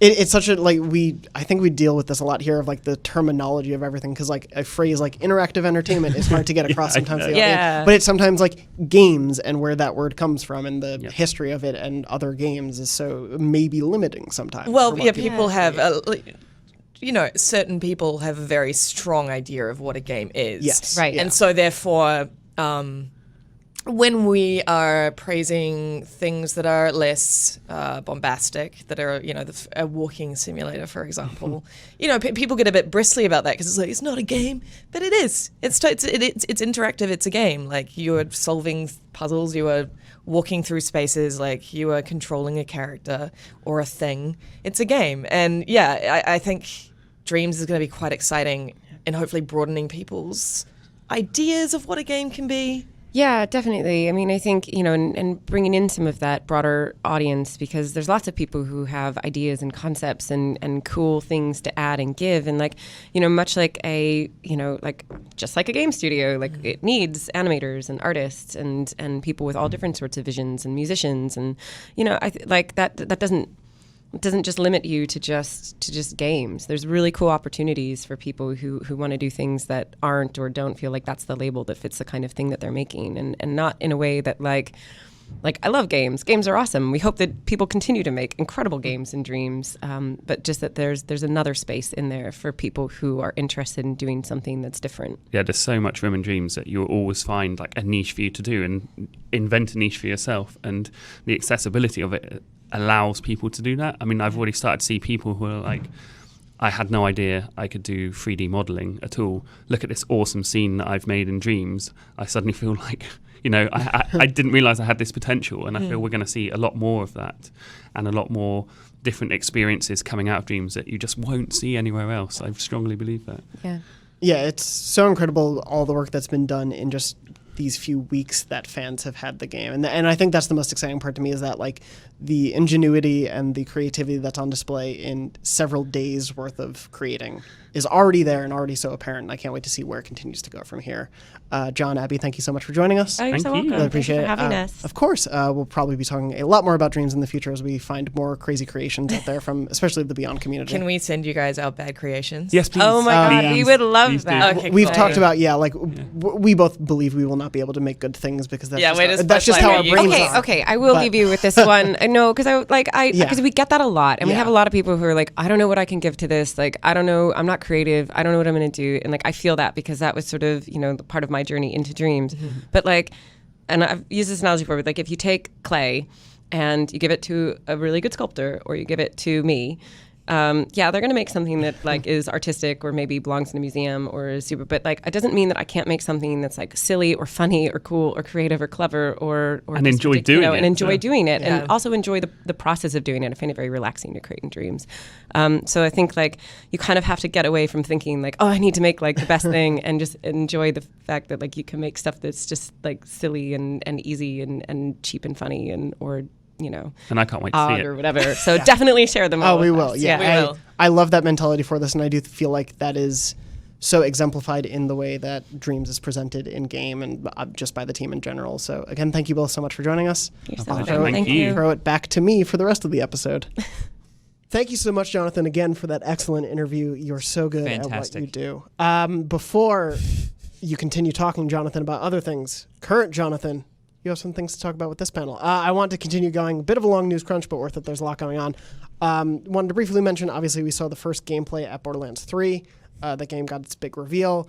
It does not have pay-to-win microtransactions. There was some kerfuffle about this. It has cosmetic microtransactions as it has had in the past, and we're expecting DLC for the game, so presumably you'll have to pay for that. But we saw the big reveal of it. They've added, obviously, new Vault Hunters. It's new worlds. You're on a spaceship that's kind of acts as your hub. There is now, you can vault over things and not just hide behind cover. You can actually jump over it and everything. I know we've talked a little bit about Borderlands in the past. Did the gameplay move the needle for any of you guys? Are you excited more so for Yeah. Borderlands? Are you whatever on it? I mean, I'm definitely excited. I put maybe 250 hours into Borderlands 2. Good God. I played through every character class in that game Oh my God, to man. completion. Man. I did not know this about you. That was a great co-op game at the time for me. I would play with my brothers, and we would just do that all the time. And that was like our chat game at the time. Like we didn't really pay much attention to what was going on it was- story-wise, but it's just such a fun. It was Destiny before Destiny. Yeah, for sure. That's entirely my experience with people who play Borderlands. Either they're that and they've put 250 hours into it and they've played it to completion, backwards and forwards, or they didn't and they sort of maybe checked it out and they were like, Yeah. it's all right or whatever. I mean, I probably put 10 hours into that game, and I was like, I'm good. And get it. I totally get feel you. that. I got a little bit. We did a feature recently that I was helping with a bit, and so I was playing through the beginning of Borderlands 2 again, and got just quite a bit of fatigue with that first section of the game because it's a little slower, and Claptrap will not shut up for the entire time. That's a whole other thing, but. Like when I was playing it, I really love that game, and Borderlands 3 sure does look like another Borderlands. Yeah. So for better or for worse. It definitely looks like they are not fundamentally changing things in any Right. major way. Why Like, would if they? you- Yeah, no, I mean Seriously, it makes sense. there's part I of don't me think that's a bad thing. I'm just saying, like, if Yeah. you're coming to this expecting, oh, it's now going to be a Destiny looter shooter with an open world of dozens of people running around you. No, Yeah. it's going to be the looter shooter that is 4 players max. Yeah. It's like- Yeah. Yeah, and there's something comforting about that with all the crazy service games that you've got to keep up with, and games as service and living games that always change. Like, just give me a really fun co-op shooter that I can play with people. Totally. I'm down for that. There's this stupid selfish part of me where I'm like, well, what's Borderlands 3 gonna do for me, someone who never liked Borderlands? It's a And great like, droopy dog impression. yeah, it's like, well, what about, I don't know, maybe McDonald's is going to make more hamburgers because that's what people like at McDonald's. Not to keep harping on the McDonald's. This episode of Beyond is brought to you by Burger McDonald's. King. Yeah, definitely not. No. But I mean, Neither I of don't those companies have sponsored. I don't think we've ever been sponsored by a fast food company here. on But shout Beyond. out to McDonald's if you want to sponsor had a- us. I loved your Yeah. toys. Shout as a out to kid. bruschetta, by the way. That's a great. It's like The bread, brand but it's bruschetta? like crunchy but soft in the Okay. middle, and then you put know. tomatoes. Is and it then- bruschetta or bruschetta? I've I always say called it bruschetta. bruschetta, and Yeah. I'm an Italian man, Same so I slide. win. I defer to you. Yes, All right. No, I miss Whataburger. That's all I'll say. I came from Texas. I had it for the first time It's- last year. I want It's to. really good. I did too. It was like a good burger that somebody sat on. Anyway, very enough It's about- very completely there's accurate. a- enough the about spicy Borderlands. What about Borderlands? That's actually I'm gonna get more Burgerlands. crap for saying Whataburger looks like a flat burger than we will for anything else we say on the show this week. Most I'm of it- sorry. I thought it was really good, but It'll I be feel for like my you- family. If the best thing at your restaurant isn't your burgers, you shouldn't be called Whataburger. We'll talk later. Okay, I'll see you in the street. Uh, I'll bring my bruschetta. yeah, no, I Texas. don't know. Borderlands 3 is more Borderlands. Yeah.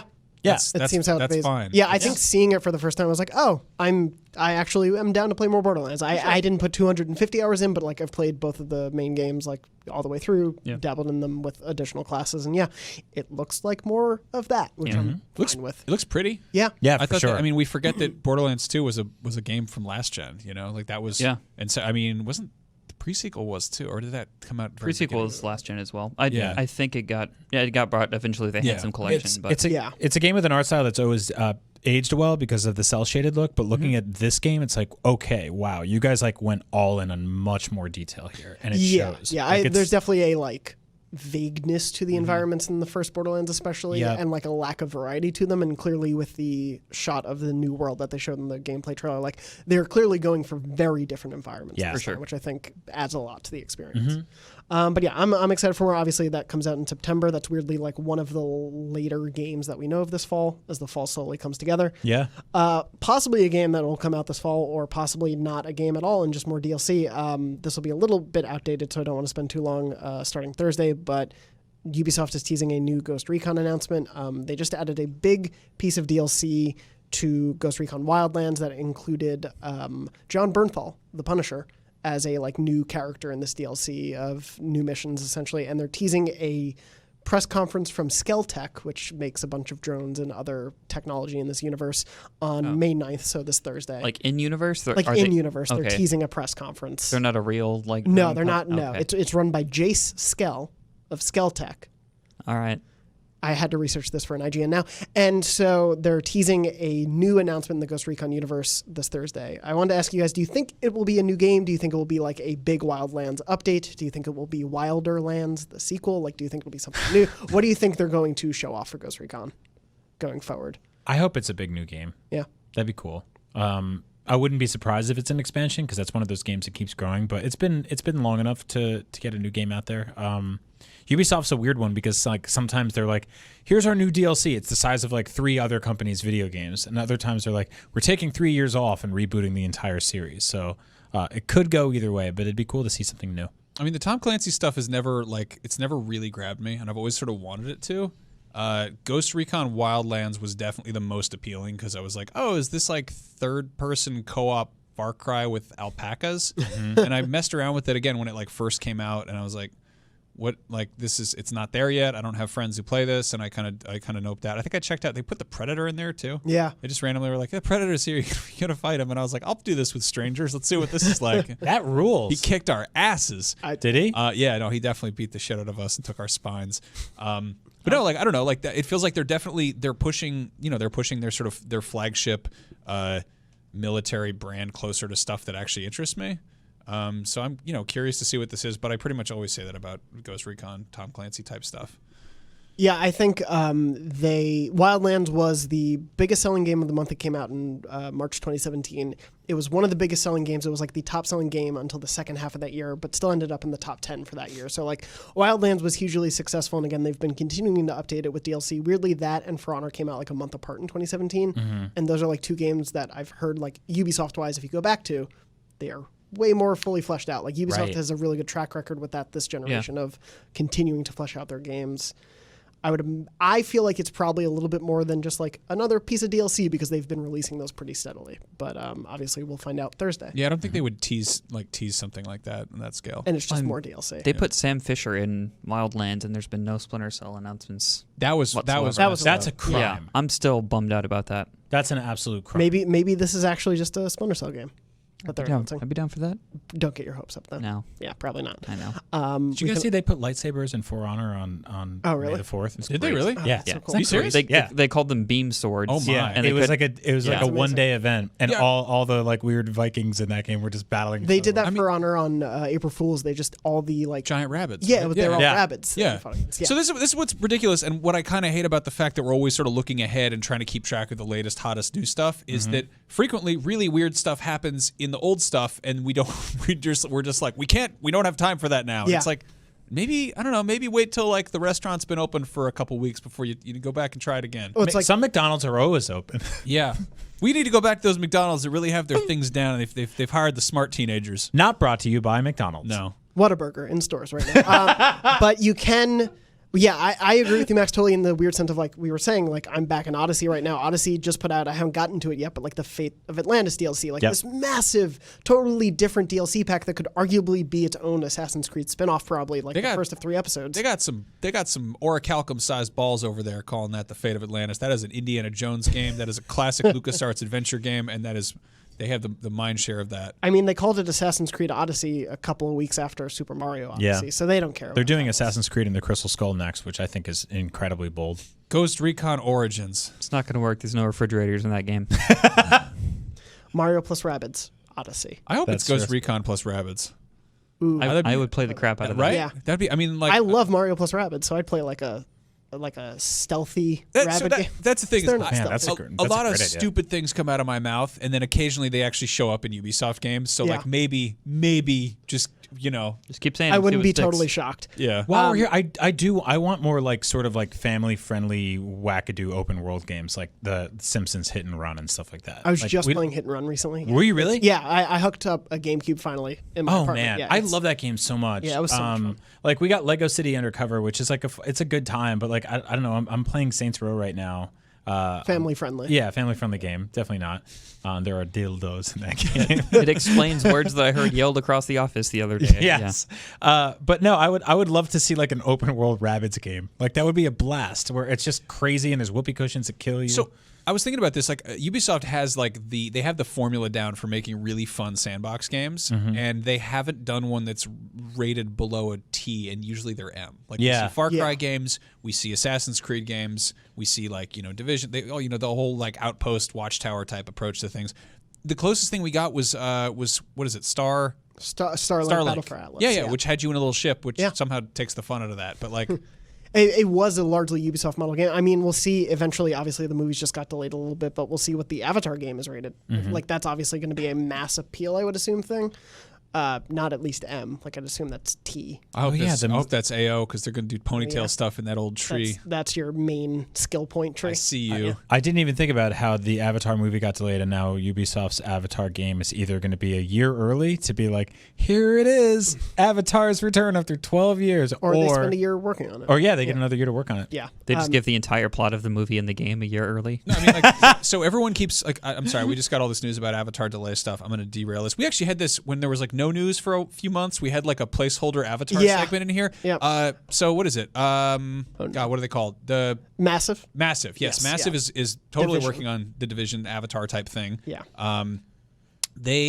Everyone's kind of like Avatar game. Who's going to play that? Avatar movies. Who's going to see that? And then Disney dropped their sort of their roadmap for the Avatar is going to be the alternating franchise with Star Wars movie releases.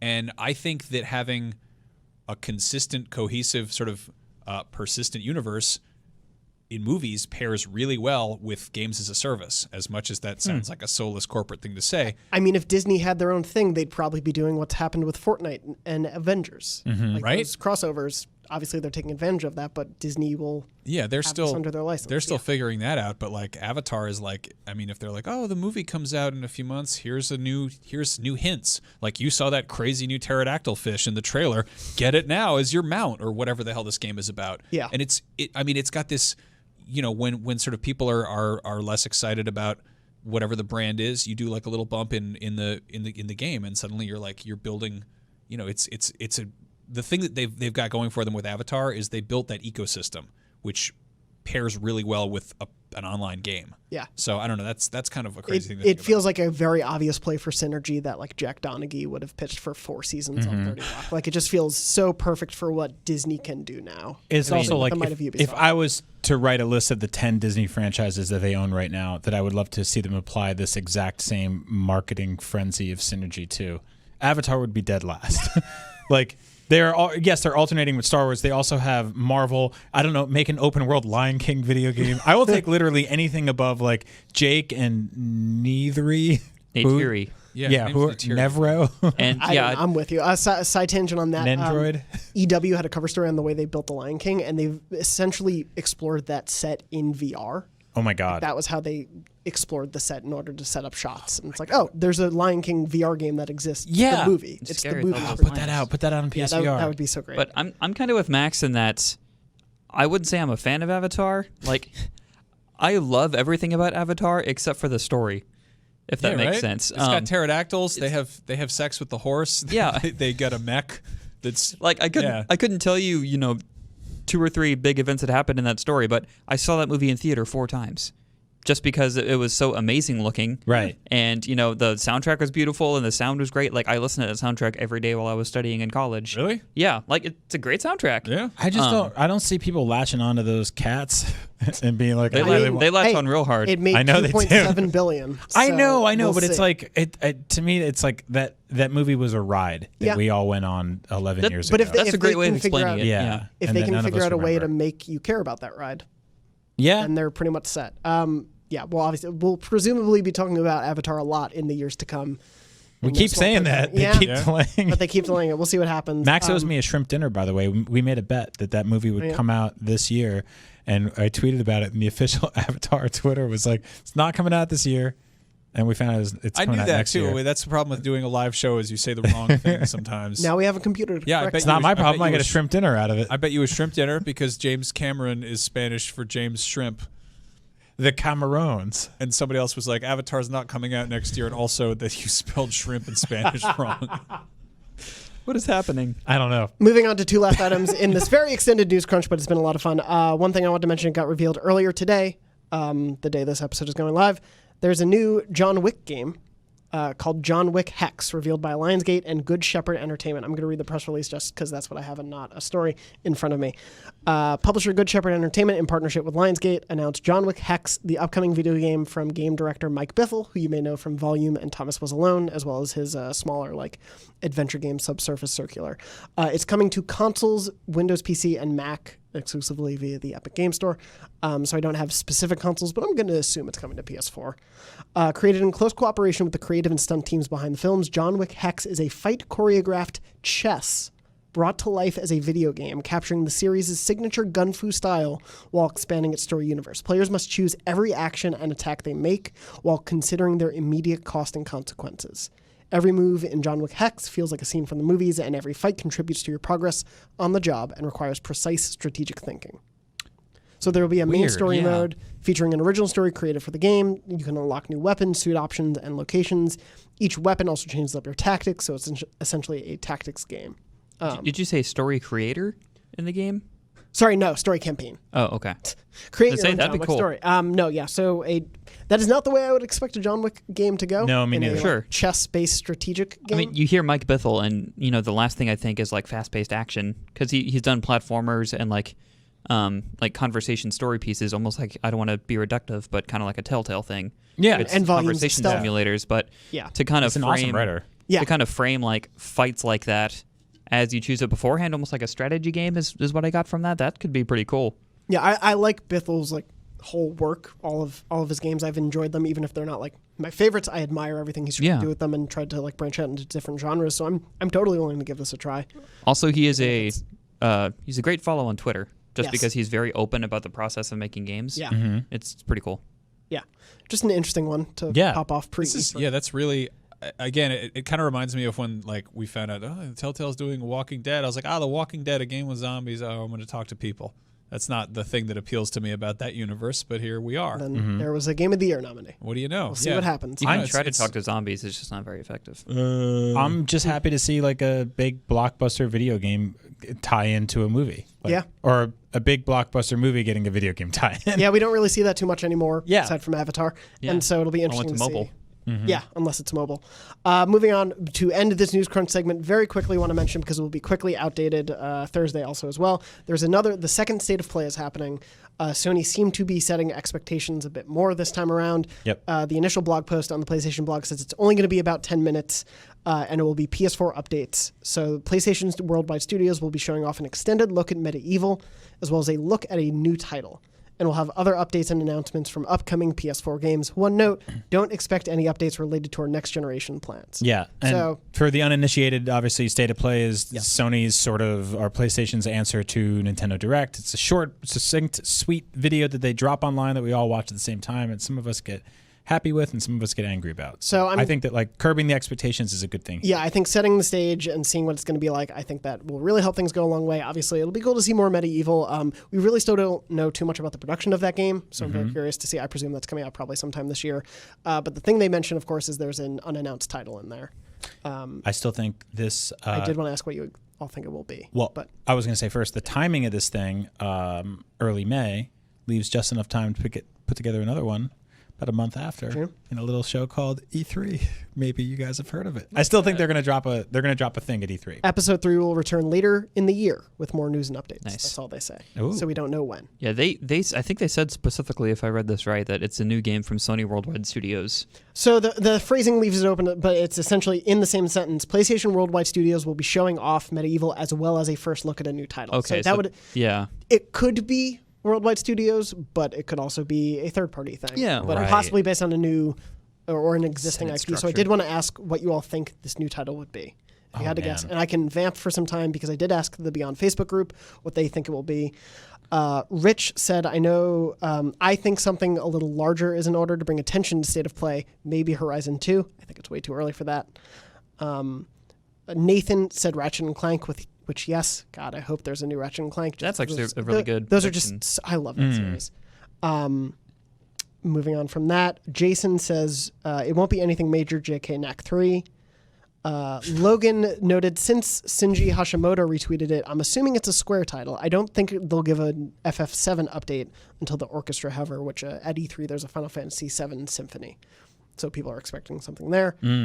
But we'll see. Sarah suggested maybe they announced like over the weekend, last weekend or the weekend before, Kingdom Hearts 3, like proper paid DLC. Maybe they're showing that. We don't have a release date or any real info about that beyond a title and everything. That'd be so tricky to call that a new title. Yeah, that's one of those weird I'd ones. be like, technically, you got me.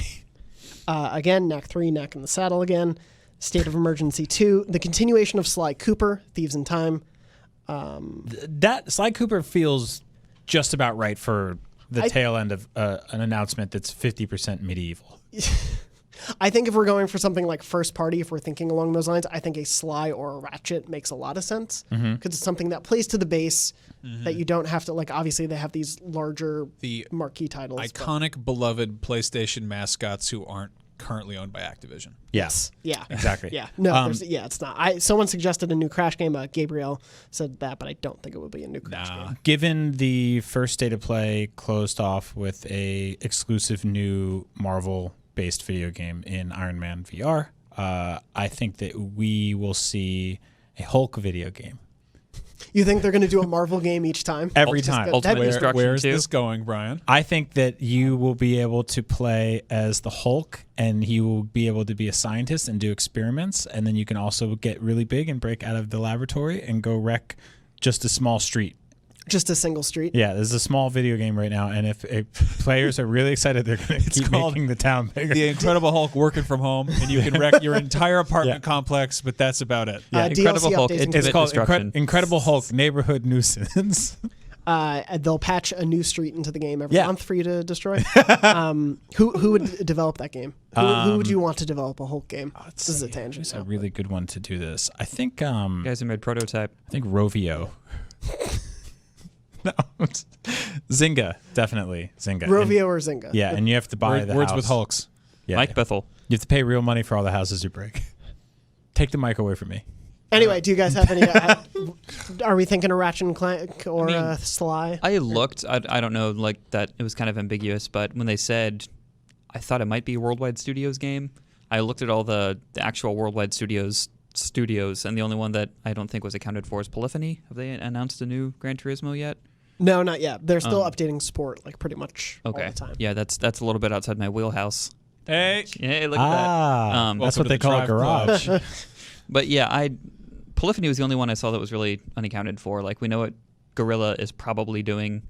I don't see them announcing Horizon 2 at the end of the state of play. Right, yeah. But like London Studios doing Blood and Truth, they did that last time. Like I went down their whole page and they're mostly accounted for. So I don't know. I would love a new Ratchet and Clank. That was I'm just really good. I'm so excited for some new games to talk about. There's going to be some good stuff and some new things. And I don't know. I feel like there's a point there where like we got in that weird cadence where like too much stuff would get announced at E3 and then none of it would come out, and it's all kind of come out, and we're like, so what does Sony have besides the 3 things we've seen for 3 E3s? Yeah, I'm excited to know, and even something like we know of Medieval, but just to see more of it. Because it's literally been one trailer. So I'm excited to see what they show, and I'm excited to be proven wrong that it's not Ratchet or Sly in 2 days. But of course, we'll be updating as that happens. We'll hope to cover that pretty shortly after. Going to move on from Newscrunch. Newscrunch has ended. Longest Newscrunch in history. So I'll play the theme again for fun. To masterpiece. Pay that kid. Memory card. Just pressing all the buttons. That robot wasn't paid either. No, he was not. Next week on the show, we have that robot to talk about how he wasn't paid. Good, It's very impressive. Change your controller ports now. Ronny, since this is your first time on the show, and you, of course, have made those memory card jingles for us, I was hoping you might be able to give us a memory card memory. Yeah, I was thinking about this, and I'm going to cheat just a little bit. I've been playing a whole lot of Mortal Kombat 11 because that game is fantastic, even though Mitchell Saltzman just bodied me a few minutes ago. I think he almost double perfected to me every time because I've been playing so much. I've been playing so much story mode and Towers of Time and stuff, and I can hang with him in Street Fighter. Not so in Mortal Kombat. It is rough. But been playing a lot of Mortal Kombat, and losing that spectacularly made me think about actually playing the original Mortal Kombat on the SNES, which is not the best version, but playing with my dad a whole lot and getting to the age finally. I remember this day very vividly. I think I was 6 years old. Getting to the age where I would beat him every single time, and he just put the controller down. He's like, I'm not going to play with you anymore. And it was the first time I'd seen my dad get frustrated with me, not because I did something wrong, but because I was better than him at something. And everyone has that point where they see their parents not as superheroes anymore. It's like, oh, they're a person, and I made them mad. That sucks. That happened to you at such a young age. Yeah, and did it by Mortal Kombat. It was the most painful fatality of all. But no, it's something like I said, I remember very vividly, and something that's kind of bittersweet now. Because it was a good memory playing with him. We enjoyed doing that a whole lot, but we don't really play games much anymore. We play Bomberman, when I see him, and we connect through sports now more than we do video games. I think Christmas is just around the corner. You should fly home and whoop his ass in Mortal Kombat. Just be like, Dad, it's time to beat the shit out of you. check out these new graphics. Yeah, just beat that asshole over Mortal Kombat one more time. This is my career. The funny thing is, he's in the medical community. He's I'm going to get this title wrong, but he's the life skills director for all of MD Anderson or something, which is the biggest hospital system down there. So it's funny hearing him comment on anatomy in those games. That wouldn't happen. It's Dad, we know. Are those x-rays not real? They are not. Johnny Cage's foot cannot go through that man's chest. I talked to the leading testicle expert in the nation, and he said that you can absolutely kick a guy in the testicles so hard that they explode. I think that's true. Torso. Yeah. That's why James Cameron uses hair. I'd love to have your dad come in and do real life Mortal Kombat. I would love just to do Mortal Kombat. I would do that, and I want to do a Let's Play with my dad with doing Mortal Kombat 11. You want to whoop his ass on camera. There you go. Yeah. That would be my memory card memory. Thank you, think. Ronny. No Technically, the Super Nintendo did not have a memory card, but we love you. We'll take it anyway. We accept it.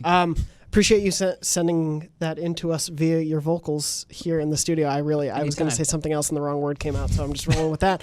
Of course, if you have a story you'd like to share with us for Memory Card of your triumphs, your sad stories, whatever you may have of your past in gaming, write in to beyond@ign.com with the subject line Memory Card. I had a lot in the bank that I was going to read, but one came in the last 3 hours that I really want to read because it has quite the twist ending. This comes from Ryan. Ryan said, "Hey, Beyond Crew, love the show. Keep up the great work. My memory card is as follows. In 9th grade, there was this girl in one of my classes that liked to talk about games. I loved games, but I didn't own very many. In fact, the only 2 games I owned that were current gen were Sonic Adventure 2 and Resident Evil 4. Needless to say, Resident Evil 4 was my favorite. Since I only had 2 games, I would play it over and over again. And one of those games is so much better than the other. Sonic Adventure 2 Battle. Yes. What the? Escape to the City, man. It's the best song ever made. Anyway, I beat that game about 180 times on the GameCube and at least another 100 when I rebought it on the Wii, which is kind of embarrassing, but I'm still excited for the upcoming Switch release and the inevitable PS5 and Stadia ports of this game. That's like 2 weeks away. I cannot wait to play that game again. Chainsaw Man still scares me. He's awesome. Yeah, it's terrifying. Anyway, It's uncanny. after hearing me talk about RE4 a lot, she wanted to borrow it. I loaned it to her, expecting to have it back within a week. 7 days later, I checked back in, only to find that she hadn't even made it through the opening scene because it was too scary. I felt bad, so I let her take my memory card to use all my infinite ammo guns and rocket launchers, thinking it would make it less scary. No. It still took her 5 weeks to beat the game, which was 5 weeks without a memory card for me. In this 5-week period, I love how much you guys are thinking this is going a certain way. In this 5-week period, I played so much Sonic that I knew every song in the game word for word. Fast forward 10 years, and that girl is now my wife. What? Did she erase your memory card? Ryan didn't say. Ryan, please write in. Thank God. When she sees me playing a cool game, she still hijacks my save files, forcing me to replay games from the beginning. I just got Thanks for reading chills. this, Ryan. Yeah. That's the best story I've Isn't ever that heard so in my life. good? That was a roller coaster. That goes everywhere. Oh, I knew. Oh my I God. totally knew you guys were thinking the delete save. But Yeah. when I read to the end and it was like, and now we're married, I was like, oh yeah, Yeah. I have to read this. Turns out the scariest part of that story was having to play that Sonic game. Yeah, for 5 weeks without a memory card. I know. Yeah. Anyway, thank you so much for writing in with that story. I absolutely loved it. It was great. Again, if you have any stories, please write in to beyond@ign.com. We'll read more in the weeks to come. I imagine we may even do a longer memory card segment with how many we've gotten in. But good luck topping that story. That was a good one. I don't mine want was anyone to good. have to feel a follow up. And that young boy grew up to be Albert Einstein. That was a good. To be impressive. Yes. So anyway, thank you so much. And again, if you would like to write in, beyond@ign.com for either that, or if you have any questions, comments, concerns, quibbles, whatever about the show, we'll read them on the air sometimes, except for concerns. Maybe go check with someone. Don't wait a week for us to write back. But anyway, before we wrap up the show, I just want to check what you guys are playing. What do you guys, if you're working on anything you want to promote. Ronnie, start with you. A lot of Mortal Kombat 11, and I am replaying through Final Fantasy 10. And quick, Was it the Switch port or the PS4 one? PS4? Quick side note: everyone makes fun of the laughing scene in Final Fantasy 10. After replaying that, I was afraid to replay it because I love that game. It's very important to me. After replaying it, I will defend that scene to the death. I think it's very needed. I think it's well done. Let them know. There you go. Defend to the death. Max, what about you? I haven't been playing much lately. Playing a little bit of Saints Row the Third on the old Switch. That's a game that was like very, very firmly rooted in sort of my early days working in games. So that's kind of cool to go back to. Is that when you're the president, or is that fourth? That's the fourth one. Okay. Yeah. 3 is the one with the power scene. That's the Kanye? one. That's the one where just kind of sort of rebooted yeah. the whole franchise, and some people got mad, but everyone else was very excited about it. That old lore. Yeah. But no, like I'm dabbling in Plague Tale: Innocence, which I think we can talk about next week. Okay. Yeah, Monday. Yeah, but I don't know. I've been kind of like weirdly like not super big on games lately. I've been reading a lot. Been reading this author named China Mayville, who does intense weird fantasy stuff. Great book called Perdido Street Station. Follow-up book called The Scar, and now I'm on one called Iron Council. If you are into like weird fantasy lore, steampunkish, cyberpunky type of things, it's really, really good, and I'm completely head over heels with that universe. So Have you read the Mistborn novels? I have not. I like those a lot. Those are cool, like steampunk fantasy stuff. I normally don't like steampunk fantasy stuff, but like China Mayville's like very much in sort of the same like William Gibson vibe of like this kind of subverts genre expectations. Yeah, Mistborn isn't nearly that weird, but it does have some weird, like cool story things you don't expect. I like good monsters in a book. I like to imagine the monsters with my believe brain. that. Yeah. I get that. Brian, what about you? I've been playing a little Mortal Kombat 11, which I love, but I'm terrible at. just truly, truly bad. I've never been great at fighting games, but it's fun to play that one because it has those triggers that you can fill up a meter for and hit L and R and just basically feel like a god. And, I've been playing that game with my wife, and she's like just laughing hysterically, kicking my ass in that game. That's because, worrying. Yeah, it's like it's the kind of thing where like when you pull off one of those moves, like it's this just bloody orchestra of hell and just splatters that turn into not. It's I can't even explain. It's kind of ridiculous. like when you beat a level of Peggle, but Yep. with blood. But with blood, yeah. Instead of, yeah. And on the flip side, I've been playing the DLC in Overcooked 2, which is super fun. It's all camping themed, and you can make s'mores. Nice. They were taking after the Met Gala, I presume. That's right. Quick side note: what is your favorite fatal blow in Mortal Kombat 11? I think it might be Katana has this one where like she punches you in the stomach and your blood goes into the air and then it turns into a sickle that she grabs and then slices you in half with, and then there's like 6 more minutes after that where she's just like jamming knives in your neck and all sorts of fun stuff, and then your nuts probably explode. I like Jax's because he just grabs you and then punches you in the face really, really fast, and his arms catch on fire, and then he punches you some more. That's insane. It's great. Those people are nuts. I need to play more of that game. Yeah. Yeah, it sounds very fun. It's fun. Don't play Mitch. Hell no. Hell no. I definitely need to play more of that. I have sunk, I think, legitimately like 60 hours into Assassin's Creed Odyssey in the last like week and a half, 2 weeks. I Really have like good. fallen so hard back into that game. I'm in the Legacy of the First Blade DLC right now. I really just want to get up to the Fate of Atlantis, Indiana Jones. Really get up to that DLC because it just looks like so my jam. And there's so much. It's so weird. There's a very major important storyline in that game that is a total side mission that you could, if you beat the main campaign, you would never touch. But it is the storyline that ties into the overarching like AC mythology and lore. But it's just completely to the side. But it's super deep. We need to compare notes. Make sure I get that. Okay, yeah, definitely play. It's a really fun quest line, but it's also like, oh wow, this is totally optional. Yeah, I just beat. Sorry, I know we're running out of time, but I just played through all of AC Origins this last year, and most of the DLC, the stuff that like concerned the actual formation of the Assassin's Guild and like that kind of stuff is really interesting to me, like the actual how it starts. I feel like I'm out of the loop properly with Assassin's Creed games, and I played Origins, and I liked it a bit, but then everyone's like Odyssey's where it's at, and I'm gonna probably jump on the next one, and then the one after that's gonna be the one where I should play it. So maybe I don't know. Yeah, I mean, for me, like Odyssey, it essentially takes the foundation that Origins made, and I like it a lot. Like, obviously, I think if you play that game, for me personally, like play it as Cassandra.